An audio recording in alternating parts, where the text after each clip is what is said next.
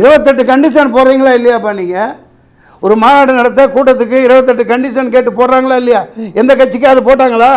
அன்பு நண்பர்களே, 41 உயிர்களை பலி கொடுத்து விட்டு தாங்க முடியாத துயரத்தில் தமிழ்நாடே மூழ்கி உள்ளது. இனியாவது இந்த மாதிரி துயரங்கள் நடக்காமல் அரசாங்கம் தக்க பாதுகாப்பு வழங்க வேண்டும். காவல்துறையும் அதற்கு ஏற்பாற்போல் மக்களுக்கும் அவர்கள் உடைமைகளுக்கும் தக்க பாதுகாப்பு வழங்க வேண்டும்.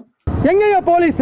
இன்னைக்கு சிஎம் போறனா 2000 பேர் போலீஸ் வரீங்கல்ல, 2000 பேர் சும்மா வெட்டியா வந்து நிக்கிறீங்களா? நீங்க அந்த இடத்துல போய் பாதுகாப்பு கொடுக்கல? உங்களால ஏன் பாதுகாப்பு கொடுக்க முடியல? போன வாரம் கூட சொல்லியிருக்கார்.